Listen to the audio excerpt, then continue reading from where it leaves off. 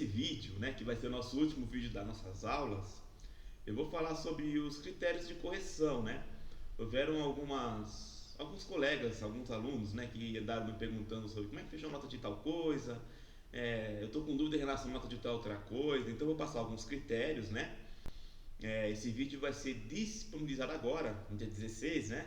E você vai ter até o final do dia de hoje. Então, até meia-noite hoje você pode entrar em contato, via WhatsApp, tal, pedir alguma revisão de acordo com os critérios colocados aqui, tá bom? E aí, se eu verificar e de fato bater com os critérios, eu solicito a mudança da nota no swap, senão fica como tá, ok? Então, vamos para frente.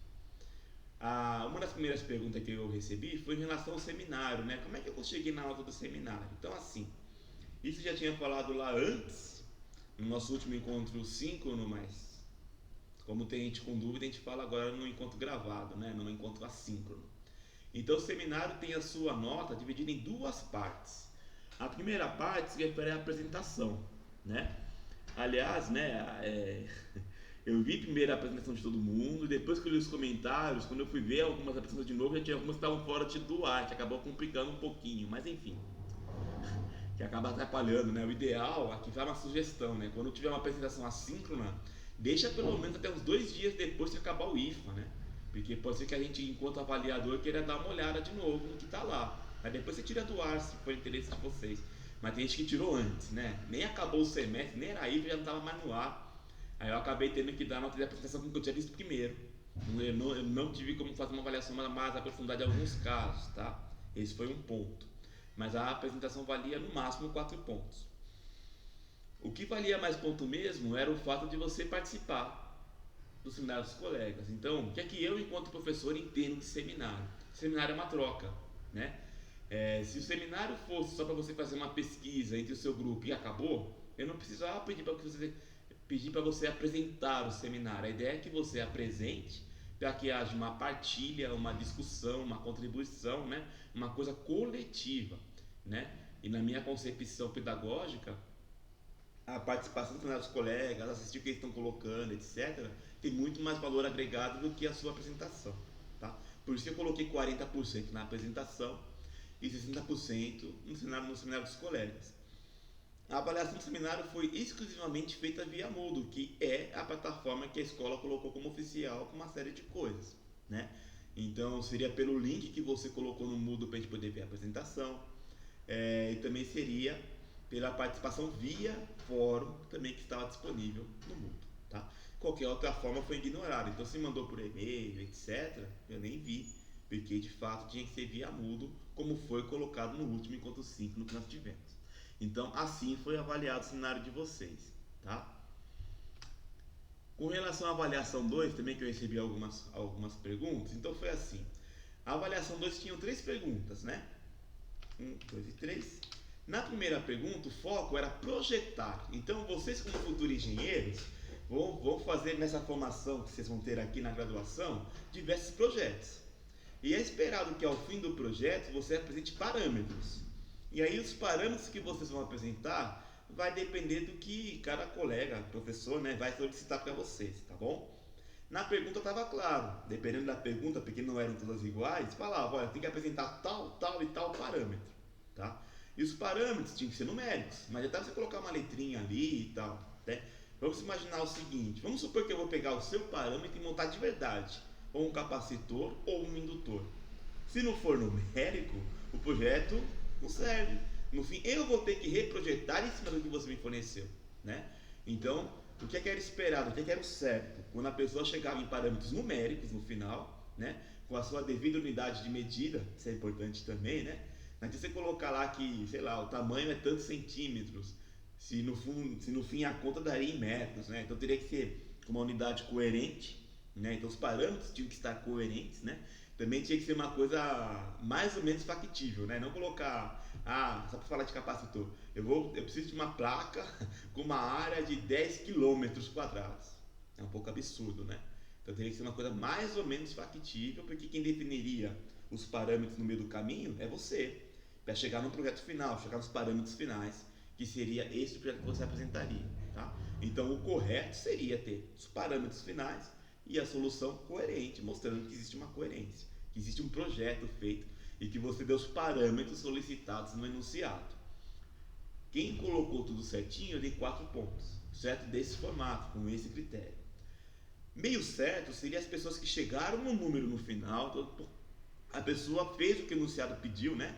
Apresentou aqueles parâmetros numéricos no final, só que ou os parâmetros tinham alguma incoerência, porque tinham números absurdos de repente, ou a solução tinha alguma incoerência, tá?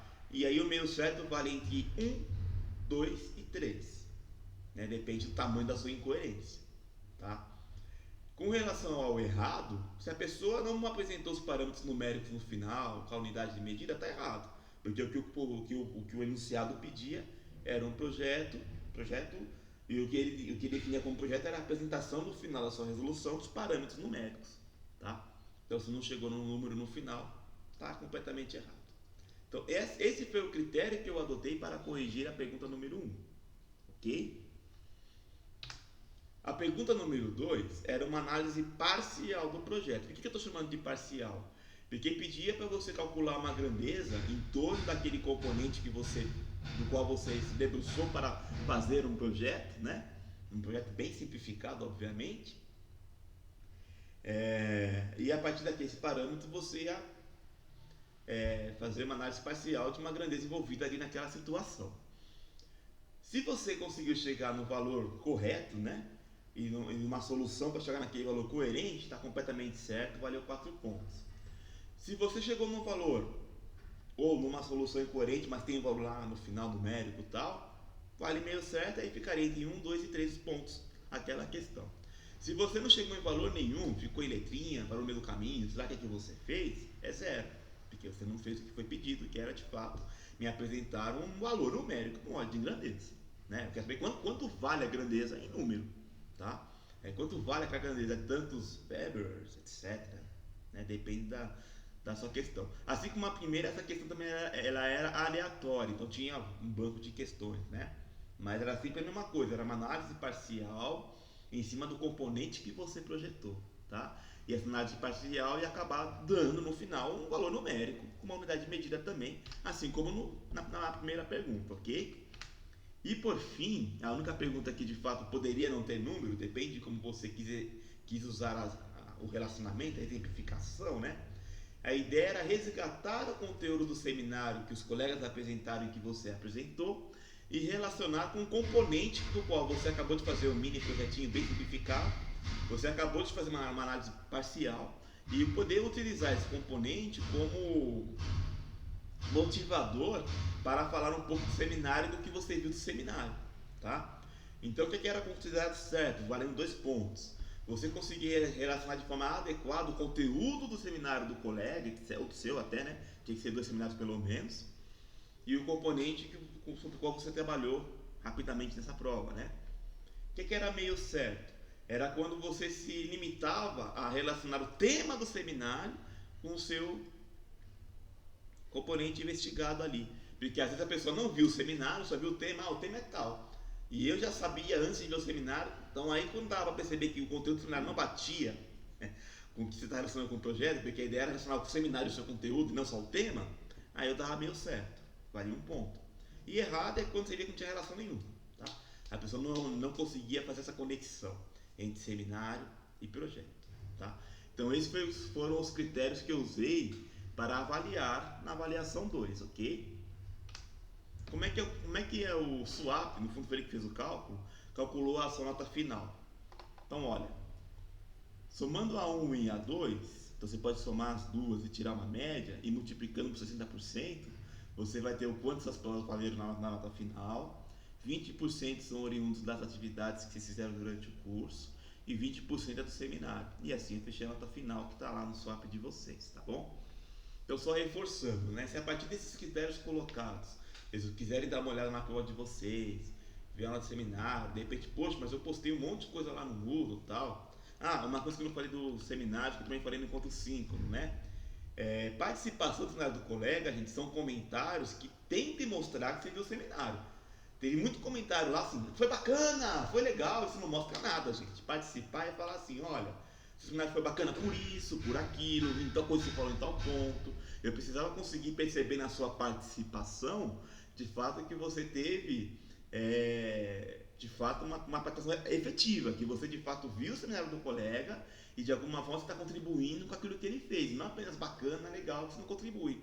Né? É apenas um elogio vazio, de certa forma. Né? A ideia era que fosse uma coisa que demonstrasse o quanto você se apropriou daquilo que o colega apresentou. Isso eu não comentei. Então é legal quando vocês forem revisar o seminário, se quiserem revisar, ver se os comentários de vocês de fato ficou só no bacana, foi legal, ou se ele foi um pouco além. Tá bom? Então era isso que eu queria colocar. E qualquer dúvida estou à disposição, tá? Se me mandarem alguma coisa no final do dia, dentro desses critérios, eu vou reavaliar, né? E até amanhã você já vai ver a análise da minha reavaliação. Pode ser que eu reavalie e mantenha como está, e pode ser que altere alguma coisa, tá bom? Mas amanhã é o meu prazo para entregar o diário final. Então, tem que ser até hoje, se alguém tiver alguma colocação em relação à sua própria nota, tá bom? Então é isso, gente. Eu desejo a vocês um ótimo curso, né? Estão no terceiro semestre. E até a próxima.